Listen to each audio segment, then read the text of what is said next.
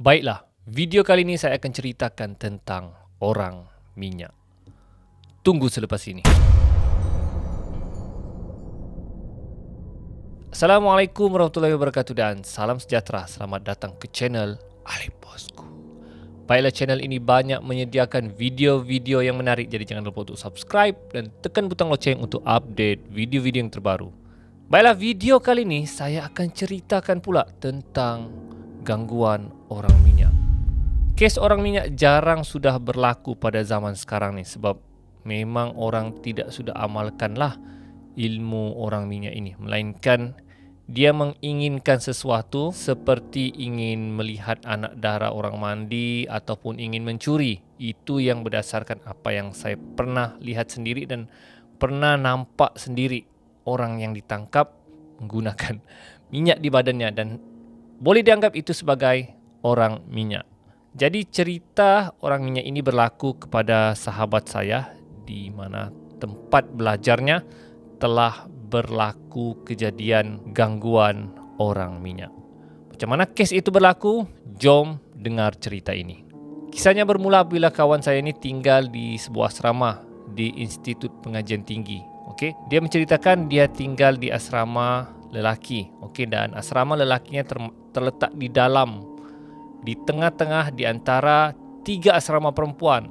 Asrama perempuan satu di hujung, di tengah dan di depan sekali. Okey, jadi asrama lelaki terletak di antara asrama perempuan lah. Jadi kemungkinan batch pada tahun tersebut mereka katakan perempuan lebih ramai daripada lelaki. Jadi lelaki terpaksa diletakkan di asrama di antara asrama perempuan dan asrama lelaki.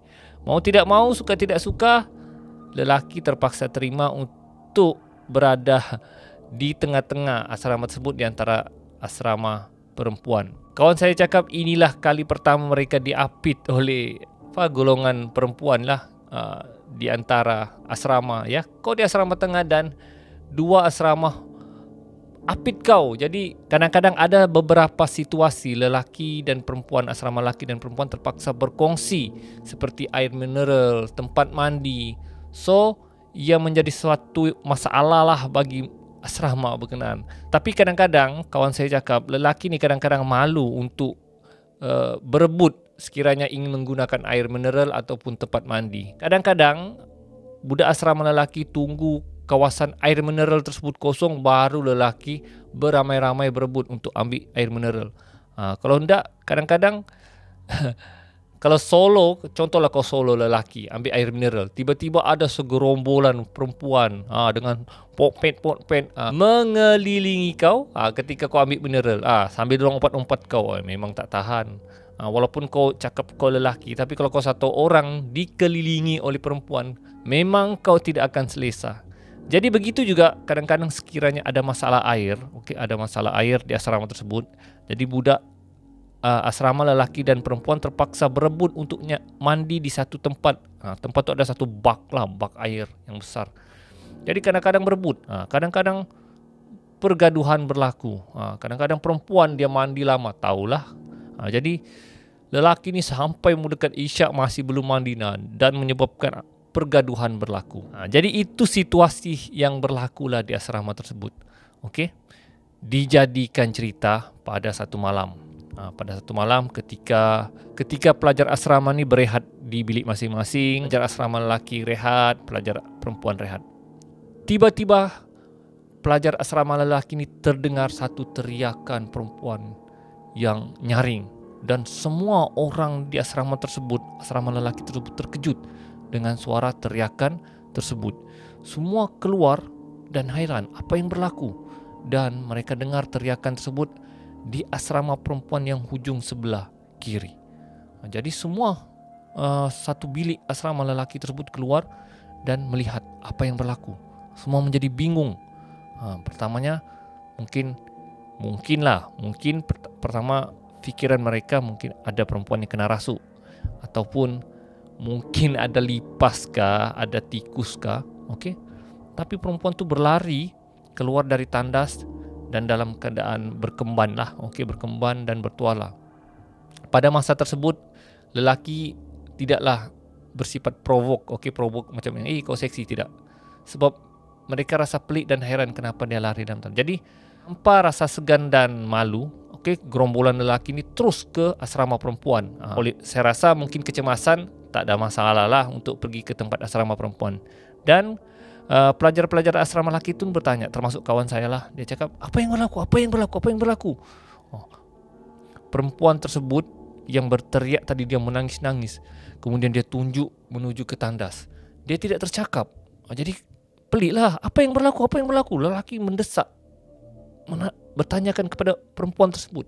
Perempuan tersebut hanya menangis, bergegar dan hanya menunjuk di kawasan tandas. Apalagi masa tu kawan saya dan rakan-rakannya, kembang bulu roma takut. Sebab dia tidak beritahu apa yang dia nampak dalam tandas tersebut. Jadi pelajar-pelajar asrama lelaki ni pun pergi ke tandas dengan keadaan berhati-hati, yang mau pergi tak, kemudian takut, tapi dia hanya tunjuk. Bila ditanya apa, dia tidak berkata. Dan apabila lelaki masuk ke tandas perempuan tersebut, kosong, hanya ada air hujan, air yang untuk mandi itu hidup. Dan pelajar asrama tutup. Dan mereka lihat kiri kanan atas bawah tidak ada, kosong. Jadi mereka heran apa yang sebenarnya yang berlaku kepada perempuan tersebut. Jadi setelah cek memang kosong, beritahu perempuan tadi tidak ada apa-apa dalam tandas tersebut. Dan perempuan tersebut berkata, dia nampak orang minyak. Kami semua terkebil. Macam mana ada orang minyak pula di kawasan ini? Kami tanya macam manakah dia punya kondisi lah ataupun situasi. Perempuan itu bagi tahu badannya penuh dengan minyak, dan tengah bertenggek di tingkap, dia bukan di tingkap lah, di atas, macam di atas ceiling. Perempuan kan atas ceiling tandas tu, dia tengah bertenggek. Dia cakap dia hanya melihat perempuan itu mandi. Dia hanya melihat saja. Dia cakap dengan pakai suara dalam, dia melihat perempuan itu mandi. Jadi perempuan itu terkejut lah. Pelajar-pelajar asrama lelaki masih bingung dengan apa yang perempuan tersebut lihat. Dan untuk meredakan keadaan, pelajar-pelajar asrama lelaki berkenaan kata semuanya sudah okey, tidak ada dalam tandas, bertenang. Perempuan tersebut kembali bertenang dan semua kembali ke asrama masing-masing. Walaupun perempuan pun kecoh juga, kecoh dan ketakutan.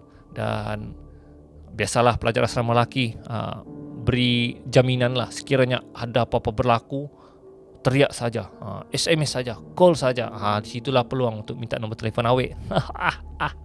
Jadi mestilah tunjukkan hero kan, hero. Jangan risau, kami akan menjaga kamu sebab kami asrama tengah. Begitulah kisah kawan saya tersebut. Jadi selang beberapa hari, kes masih berlaku.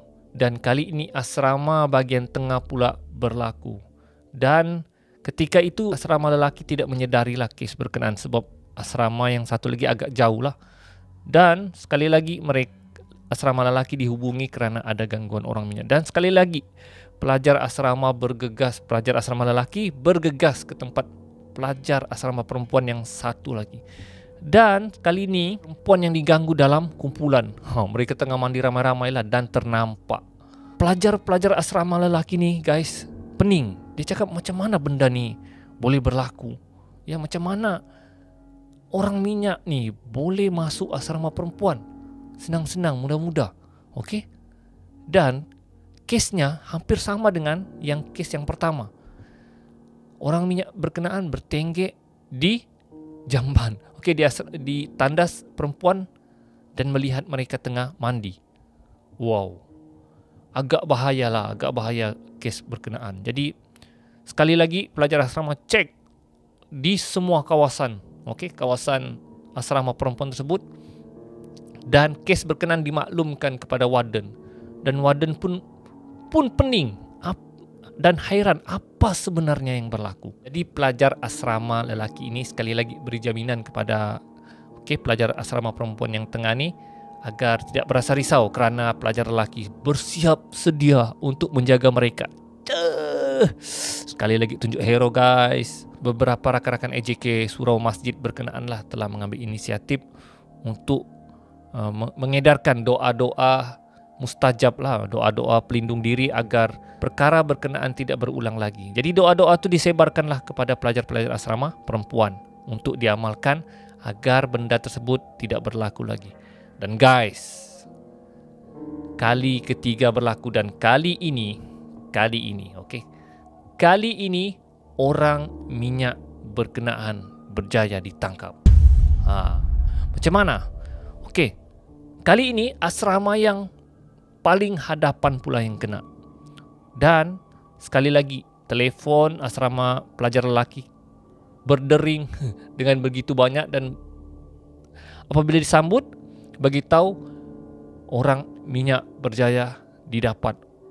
Apalagi kau lelaki dalam keadaan dengan kain pelikatnya, ada yang pakai tualanya, semua kecoh bergegas ke tempat asrama perempuan yang paling depan. Semua berlari, okey, untuk dapatkan orang minyak yang telah ditangkap oleh perempuan. Wow, ini sesuatu yang agak mustahil. Dan apabila kawan saya cakap, apabila mereka pergi ke tempat asrama perempuan berkenaan, mereka sudah nampak dari jauh sekumpulan perempuan tengah membaling barang lah di satu longkang. Okey. Dan apabila pelajar lelaki tersebut sampai, mereka lihat satu tubuh manusia yang berminyak hitam, okey, dan pakai seluar dalam merah terbaring di dalam longkang. Dan mereka terkejut, siapakah orang berkenaan? Sebab badan orang berkenaan gemuk. Okey. Ini kira macam orang minyak gemuk lah. Okey. Dan dia tengah dibaling. Dia tidak dapat buat apa-apa sebab dia tersungkur, terjatuh ke dalam longkang. Longkang tu agak dalam jugalah. Okey. Dan perempuan beritahulah, inilah orang minyaknya. Dan bila dilihat, memang betul, itulah orang minyak yang telah dikatakan selama ini. Dan apalagi pelajar lelaki turun dan tangkap. Dan bila cek, rupanya orang minyak berkenaan adalah pelajar asrama lelaki tersebut. Dan bila dicek, orang yang dikenal juga. Allah. Jadi adalah beberapa pelajar lelaki asrama tidak puas hati lah dengan lelaki tersebut sebab dia mengintai girlfriendnya mandi. Di situ juga dia ajak bergaduh. Dia hantam. Dia cakap, kau lah selama ni rupanya yang mengintip. Dia cakap, kawan, okey, pelajar asrama lelaki tu cakap, aku ni pun tidak pernah nampak awet aku mandi. Kau sedap-sedap nampak awet aku mandi. Jomlah kita bertumbuk, dia cakap. Jadi mereka pukul lah. Apalagi belasah. Sebelum dihantar kepada warden dan balai polis, orang minyak tu dibelasah. Dan akibat kejadian berkenaan, kecoh guys. Kecoh. Pelajar asrama perempuan membuat satu kad manila dan tulis nama orang yang berkenaan lah. Okey, pelajar berkenaan dia lukis, ini perogol, ini orang minyak, ini pengintip, dan letak di seluruh kawasan institut pengajian berkenaan lah. Memang agak malu lah. Dan yang lagi sadis, orang cakap yang lebih pedih, orang berkenaan ada girlfriend dan nama girlfriendnya dimention lah di poster-poster tersebut. Okey, dilekat di kawasan kantin, di papan kenyataan, dan pensyarah tidak boleh buat apa-apa sebab itu merupakan amukan pelajar perempuan. Okey, dan saya dengar memang girlfriendnya terus minta putus lah selepas kejadian berkenaan. Okey, memang kecoh. Pelajar berkenaan dibawa ke balai polis dan diambil tindakan. Pengarah institut pengajian berkenaan telah ambil tindakan buang pelajar tersebut. Dan cerita itu memang heboh pada masa tersebut sampai ke tempat belajar saya. Kisah berkenaan memang heboh lah, dan memang orang masih tidak percaya macam mana cerita orang minyak masih wujud pada waktu tersebut. Jadi guys, pengajarannya di sini, janganlah kita amalkan ilmu-ilmu syirik dan kurafat ini. Seperti yang saya dengar ceritanya tadi, mereka mengamalkan beberapa doa-doa pelindung diri, dan mungkin doa-doa pelindung diri ini telah menyelamatkan pelajar-pelajar asrama perempuan tersebut. Dan ilmu minyak yang digunanya tidak mapan pada waktu tersebut. Jadi, sepandai-pandai tupai melompat, akhirnya jatuh ke tanah jua. Jadi guys, apabila saya dengar cerita ini, saya masih boleh katakan ilmu orang minyak masih wujud. Namun mereka gunakan untuk sesuatu yang saya tidak tahu sama ada untuk kepuasan nafsu mereka ataupun kepuasan diri mereka. Tapi untuk golongan wanita, hati-hati dengan orang minyak, kerana ia mungkin boleh menyerang Anda.